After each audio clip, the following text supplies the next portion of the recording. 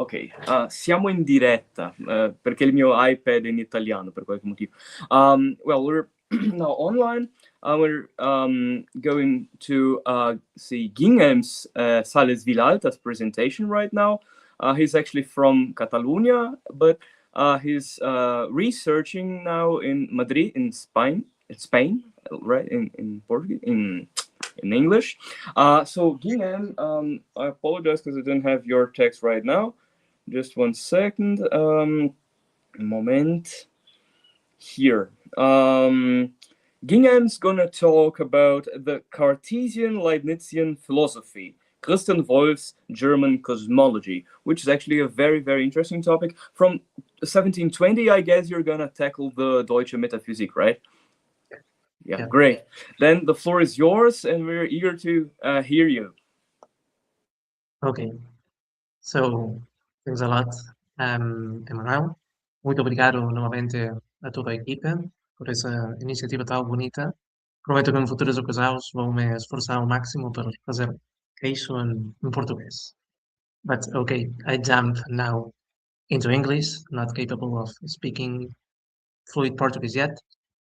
As Emmanuel has already said, my presentation will focus on both cosmology as presented in the German metaphysics and furthermore in Baumgarten's peculiar criticism of Amendment of it within his Baumgarten's Metaphysica. Some clarification before beginning in order to, as it were, understand or justify the presence of this presentation within a Congress which is mainly devoted to Wolff's practical philosophy. As we can read here, these presentations examines how early modern cosmology emerged through the tension between Cartesian and Leibnizian metaphysics, while also being shaped by the debates on determinism and freedom associated with Spinozan philosophy. In this regard, the communications aims at challenging the idea that 18th century German philosophy and metaphysics was mainly shaped by a unified Leibnizian Wolffian metaphysics. More specifically, the communication in this communication, what I want to do is to advance the two following hypotheses. First one, Christian Wolff's cosmology should be understood, as I see, as a Cartesian reformulation of Leibniz's monadology. Although Wolff retains Leibniz's claim that the ultimate grounds of reality are simple forces, he rejects the false claim that these forces are substances endowed with representations, that is to say, monads. At the same time, Wolff restores the Cartesian reduction of bodies to extension, therefore rejecting Leibniz's fundamental distinction between materiality and geometrical extension. This is the first thesis. The second one regarding Baumgarten, and here is where, as it were, the fundamental practical elements of this whole presentation come into view. Baumgarten's cosmology, as presented in his 1739 Metaphysica, marks a decisive departure from Wolff's Cartesian stance by rehabilitating monadological metaphysics. He, Baumgarten, stipulates the existence of force-bearing substances endowed with representations, and the irreducibility of matter to geometrical extension, just as Leibniz had done.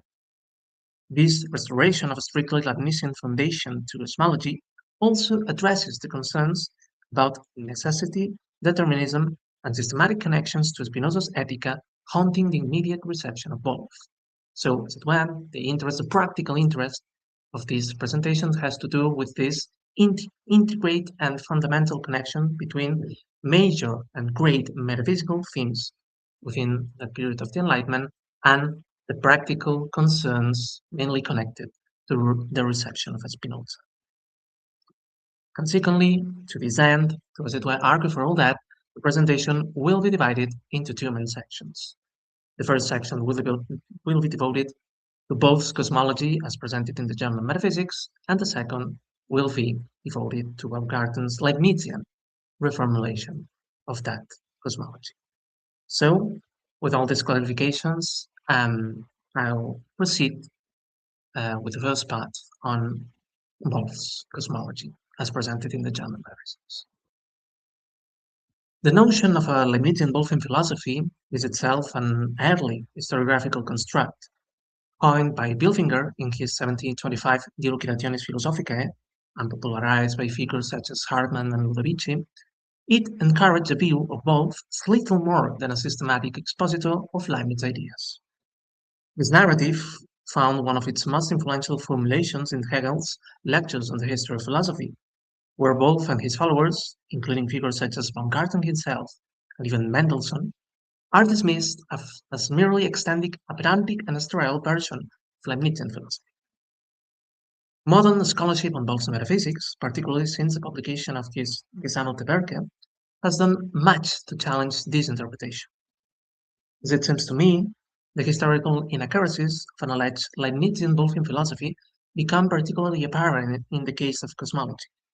As it is well known, cosmology is the second major branch of Wolffian metaphysics, situated after ontology and before both psychology and natural theology.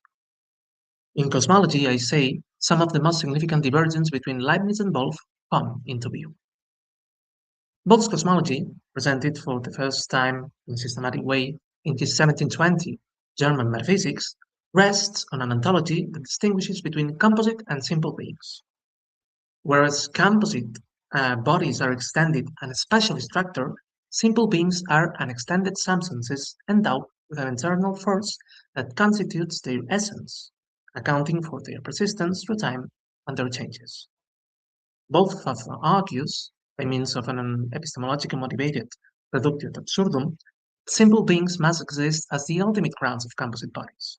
As he puts it, if every part of a composite body were itself divisible without n, the composite could never be fully explained by reference to something like an ultimate foundation. In this line of argument, it is important to note, Wolff remains deeply indebted to Leibniz's conception of nature and its ultimate grounds. Much like the opening sections of Leibniz's 1695 Système Nouveau, Wolff's argument, begins from the claim that composite bodies cannot be understood without reference to simple, force-bearing principles lying beneath them. But it is precisely at this point that Wolff also departs crucially from Leibniz. While accepting the need for these simple, dynamical foundations of nature, Wolff explicitly rejects the thesis that these foundations are monads endowed with perception and representation. This is particularly apparent in paragraph 598 of the German Metaphysics. Instead, simple beings are conceived as mere elements, that is, as unextended forces whose activity and coordination with one another produce the extended bodies and phenomena observed in the world. Wolff's rejection of Leibnizian monads led to another crucial divergence concerning the very constitution of corporeal reality. Leibniz had introduced the notion of force precisely to challenge the Cartesian claim that extension constitutes the essence of bodies. Leibniz's insight in criticizing Descartes was that extension alone yields a purely geometrical and ultimately inert, that is, passive, conception of bodies. Wolff's explanation of corporeal things effectively restores Descartes' identification. In texts such as Leibniz's 1702 Examen de la philosophie de Descartes, Leibniz argued that to avoid Descartes' problems, bodies must be specifically explained through the notion of force. In Leibniz's account, forces are actually twofold. Active forces, on the one hand, constitute the entelechy or form things, whereas passive force constitutes matter itself, specifically understood as resistance and impenetrability. By contrast to this, as it were, Leibniz's conception, Wolff's account of the genesis of macroscopic bodies dispenses with both the notions of passive force and materiality. So what emerges in this case from the coordination of simple substances is not resistant and impenetrable matter, but geometrically extended composite bodies. Consequently, Wolff's cosmology emerges as a rather paradoxically Cartesianized appropriation of Leibniz's metaphysics.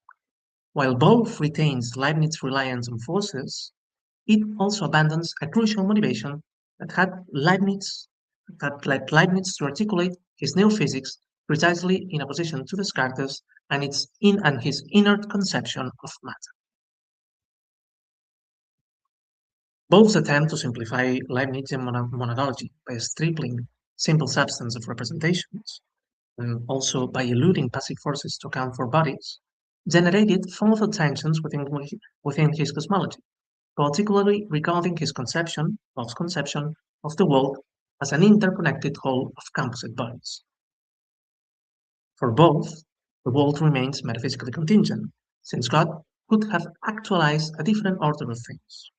Yet once this world is brought into existence, everything within it unfolds with a strict necessity. In this light, both appear to offer a singular combination of, on the one hand, metaphysical contingency, insofar as God could have created a different world order, and, on the other hand, strong physical determinism, insofar as everything in the actual world follows necessarily from the order established at creation. In this respect, once again, it is important to note that Wolff's model framework is also deeply indebted to Leibniz's conception of individual substance and possible worlds. In the 1686 Discours de Métaphysique, Leibniz famously defines an individual substance as a being whose complete notion contains all the predicates that could be truly attributed to it. Individual substances, in turn, are not isolated entities, but parts of a world, understood as a collection of finite things whose constituents are mutually composable. Like Leibniz, then, both conceive the actual world as contingent insofar as God could have actualized other possible worlds. Yet he does so while significantly reducing the ontological commitments of Leibniz. Setting aside Leibniz's emphasis on complete individual concepts, both characterizes the ultimate constituents of reality simply as force-bearing elements endowed with an internal principle of activity. In doing so, he loses one of the key resources through which Leibniz had sought to reconcile necessity and freedom. Whereas Leibniz could integrate freedom within the fundamental structure of reality itself, since rational agents capable of reaction constitute a particular class of monads, Wolff's ontology ultimately rests on non-representational force-bearing elements that leave the place of freedom within the nexus whereon the order of things far less clear. Regarding this issue, in fact, Wolff sought to reconcile physical determinism with human freedom through a qualified appeal to pre-establish harmony, according to which the realm of thoughts and the realm of corporeal motion constitute completely independent yet perfectly coordinated causal orders. However, this Wolffian move generated a difficulty that his contemporaries quickly identified. If the domain of bodies unfolds according to strict necessity, and the states of the souls, its thoughts, remain absolutely synchronized with bodily states, then it is unclear how the domain of thoughts could avoid being subjected to the same necessity affecting their strictly correlated body states. For the theologians at the University of Halle, as it is well known, the apparent extension of physical necessity to the soul and its thoughts amounted to rejecting both free will and providence, thereby fueling the accusations of fatalism and Spinozism that would eventually be directed against Wolff's 1720 German metaphysics. Here is where Baumgarten's relevance comes into view. Therefore, we are now passing to the second and final section on Baumgarten. Baumgarten, who studied at Halle, built his metaphysics in the context of the controversies and the resulting need to amend all of Wolff's problematic causes. One of his most significant revisions of Wolff concerns the status of simple substances. Whereas Wolff, as seen, had replaced monads with non-representational elements, Baumgarten rehabilitated the Leibnizian concept of monad and further claimed every simple substance to be a monad. This laid the groundwork for introducing his own notion of monadatum, a composite unity generated through the aggregation of monads and intended to explain the structure and dynamics of macroscopic bodies. With this notion of monadatum, then, Baumgarten extends monadology beyond its original scope, integrating physical phenomena and their metaphysical grounds into a single and very peculiar deductive framework. In contrast to Wolff, Baumgartian monads are not merely the metaphysical constituents of bodies. They are, in fact, active centers of representation that express the world from particular perspectives. Within this broader class, Baumgarten identifies intellectual monads, also called the spirits, whose capacity for distinct cognition and rationally determined moral action grounds their freedom. The significance of this move can hardly be overstated, since freedom turns out to be embedded once again within the very structure of reality itself. This move, in other words, allows Baumgarten to address the charge of fatalism leveled against Wolff. By defining intellectual spirits as free monads, he can reconcile, on the one hand, the systematic and absolute order of the natural world with, on the other hand, the reality of free human action, since freedom now belongs to some of the very substance, monads, that constitutes the world's order. With this definitional intervention, Baumgarten seems to adopt a cautious strategy in response to the pietist criticisms of Wolff. Quite apart from the very relevant question of whether these definitions by Baumgarten are actually capable of resolving the problem of freedom, what emerges with particular clarity, I think, is their strategic failure within the polemical context. Faced with possible accusations of fatalism or determinism, Baumgarten can now appeal to a point that is difficult to evade. Within the set of Baumgartian monads, the determinate class of them, intellectual monads, are defined as necessarily free within the very framework of this theoretical construction, that is to say, within the very structure of the world. In a context marked by persistent theological and philosophical tensions, this means that, regardless of the actual metaphysical status of freedom, Baumgarten retains the possibility of asserting it freedom as an explicit and constitutive doctrinal claim. Interestingly, and just to conclude my presentation with some remarks on Baumgarten's former influence, this Baumgartian emendation of Wolff will also have a bearing on a series of subsequent debates that would prove crucial to the history of the German Enlightenment. The appearance of Baumgarten's Metaphysica in 1739 immediately preceded the major controversies over monadology at the Berlin Academy. Following Frederick II's ascension in 1740, the Academy increasingly came under the influence of Newtonian thinkers such as Maupertuis and Euler, who challenged the scientific legitimacy of Leibnizian metaphysics and criticized monads as entities lacking empirical grounding. Read against this backdrop, Baumgarten's renewed defense of monadology in criticizing both may also be understood as one of the last major attempts to provide Leibnizian metaphysics with a systematic foundation precisely at the moment when a natural philosophy much more akin to Newton and British empiricism was beginning to gain institutional ascendancy.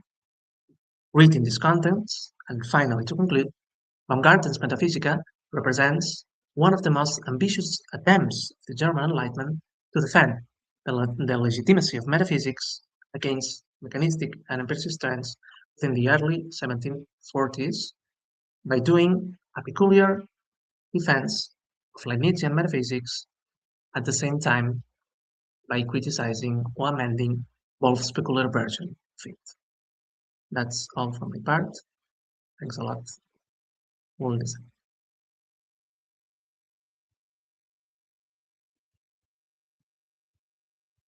That was also great, Guillem. Thank you very, very much for your presentation. Now we have time for questions. Corey Dyke, Luciana, Felipe, would you like to ask? Corey? Sure. Thanks for that, Guillem. Very interesting. So a couple of things that occurred to me.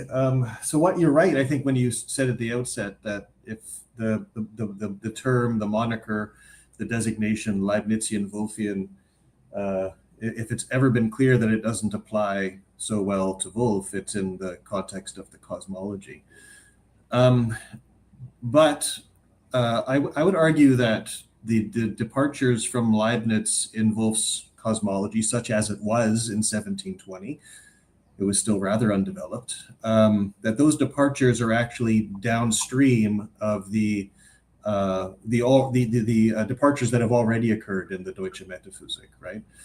So that is that they're functions, and Wolff has already signaled that he's departing from Leibniz significantly if one reads the Deutsche Metaphysik in the order in which it's given, right? So already with the ontology, the initial sections, initial chapters of the German metaphysics, there's a discussion of substance that looks broadly Leibnizian, right, as things endowed with forces, but there's no endorsement of the monadology, right? There's discussion of causes, but there's no discussion of harmony, right? Not even a universal harmony obtaining among substances. So those are, as Wolff knew, core doctrines of Leibnizian metaphysics, but they are not within the core of his ontology, right? So the fact that he already displaces those discussions from the ontology is already a fairly clear signal that his metaphysics isn't at its core Leibnizian, at least as far as he understood the key components of Leibnizian metaphysics.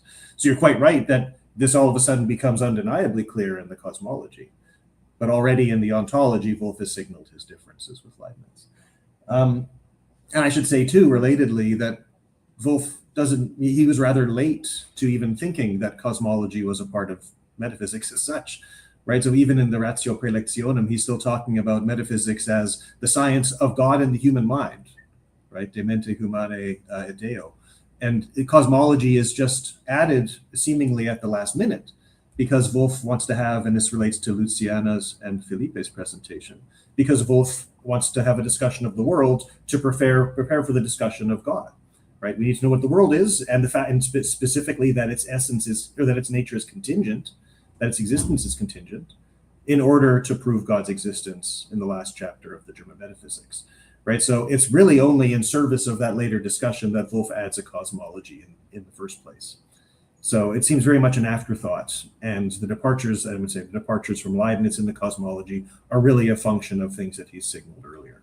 So that's not challenging anything specifically that you say, but maybe a way in which you frame the discussion, because I think when you look at it, in light of the Cosmologia Generalis in the 1730s, right? That discipline seems to have a kind of holistic status and kind of doesn't need to, it looks like it's a kind of a self-contained discipline.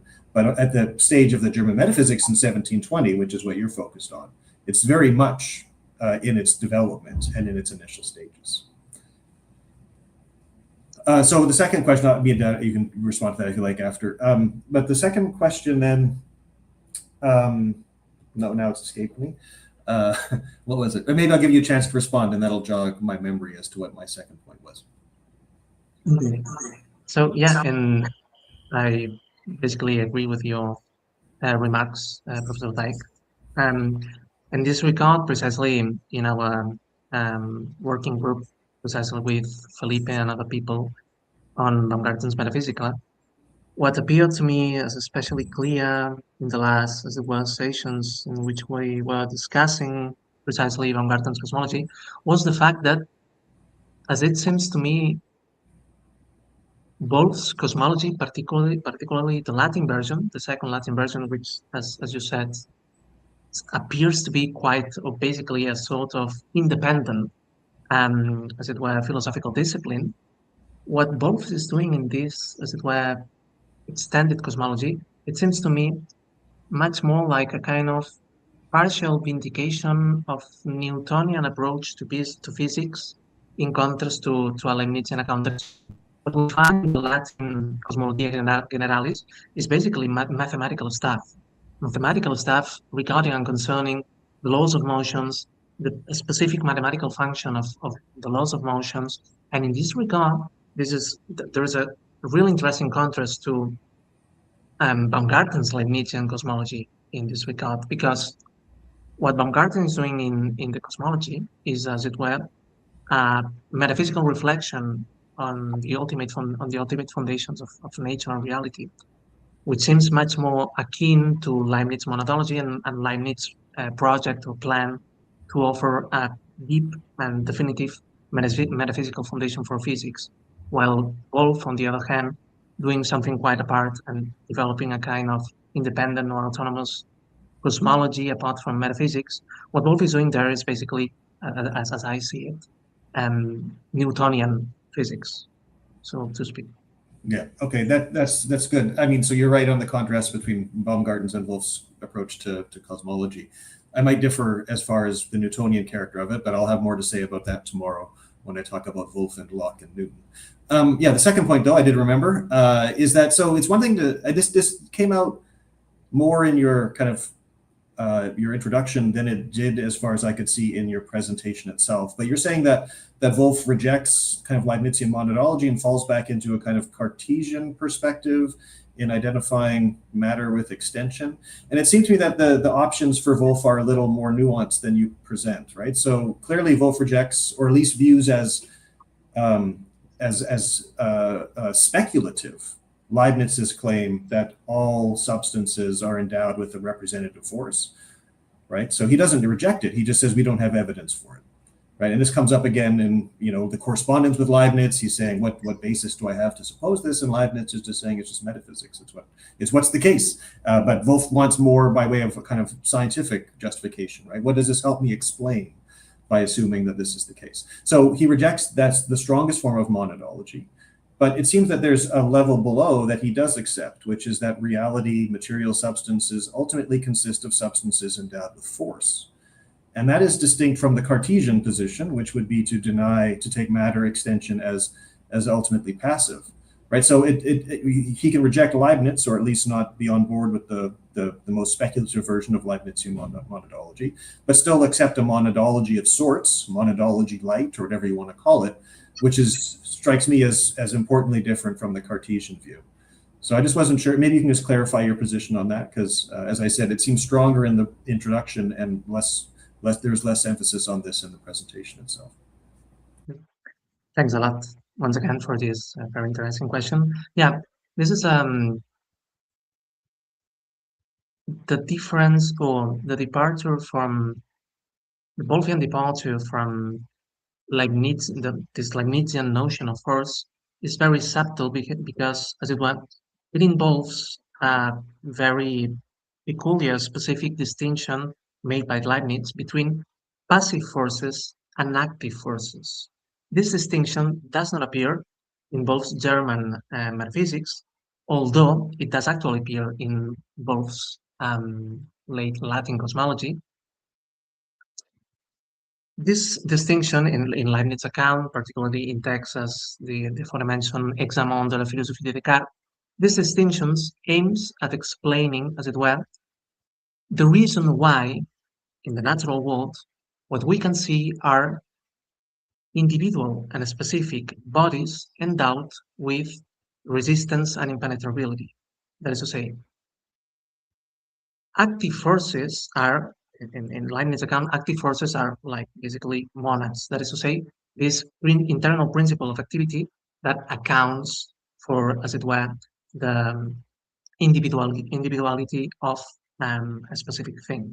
That on the one hand, but passive force is, as it were, another aspect of this same force. This is very metaphysical and a little bit complex to understand, but passive force is said to be that much more, as it were, quasi-physical element, accounting for the fact that this individual thing has at the same time an impenetrable and resistant body, which distinguishes at the same time, which distinguishes this thing from other things.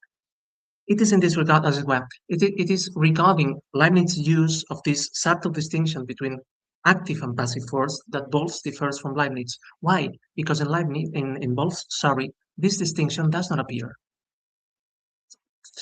So, as it were, in Wolff, at least in German, in the German metaphysics, passive forces do not exist, and passive forces are not used to account for the materiality of things.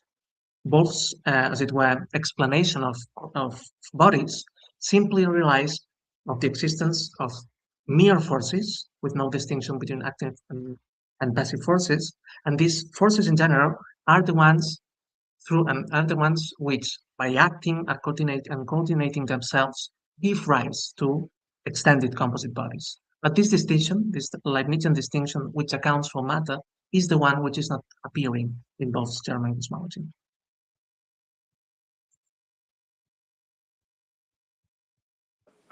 Are there any more questions? Corey, Luciana? Hi, Guillem. Thank you very much for this amazing and very interesting talk. I am very interested in an analogy that Wolff develops in the metaphysics, in the part of the cosmology, which is the analogy between the world, and when he's always repeating that the world is to be considered as a mechanism between the world and the clock. And I wonder whether this analogy that Wolff presents and repeat once and again is of any use to your own interpretation of the text. Thank you, Luciana, for this question. And basically, I think so, in the sense that I think that last week we were also discussing that with Felipe and the group working on Baumgarten's Metaphysica. As well, this classical metaphor of the machine, of the machina, at least in both cases, serves to make a crucial distinction between composite things on the one hand and simple non-extended things, which eventually or ultimately account for reality. As I say, to say that the world is a machine in both cases, as I interpret, that has to do with the fact that the world is a composite of composite things. And in this regard, what this implies, what this implies, I would say, maybe what this means is that the world order, or as it were, the order of mundane corporal phenomena is one of a different kind from the order of simple substances accounting for that. That is to say, in other words, I would say that this metaphor is very important for Borg's peculiar form of dualism. That's what I would say. I don't know if that does answer to your question. Great. Are there any more questions? I think we have none in the chat. Well, if there aren't any more questions, then I thank you once again, Guillem. How does it say muito obrigado in Catalan? You can say merci, like in French. Merci. That's great. Muchas gracias. Well, then, thank you very, very much. Merci. And we'll be stopping here right now, and then we'll come back on halb drei. How does it say that in English? I mean, it's 40:30, I guess. 2:30 p.m. Yeah. 2:30 p.m. Yeah, great. Thank you. And then, like on 2:30, we have the in loco opening at the university. And the first conference will be John Walsh's on 3 p.m. Then we have Valentina Daphne De Vita, we have Fabio Scherer, then myself, and finally we have Professor Klemmes' Abendvortrag. Then, like, just to know the Zeitunterschied between Brazil and Germany and Italy, it's 5 hours right now. So then when I say it begins on 3, for instance, John's presentation, then we add 5 and we have like 8 p.m. In the case Wilhelm is interested in seeing, and Luciana, I don't actually know in Portugal how it's. I think it's 3 or 4, right? I'm in Germany. Okay, then 5 anyway. Well, thank you all once again, and we'll see next time, which will be very, very soon in the afternoon. Then, bis dann. Tschüss.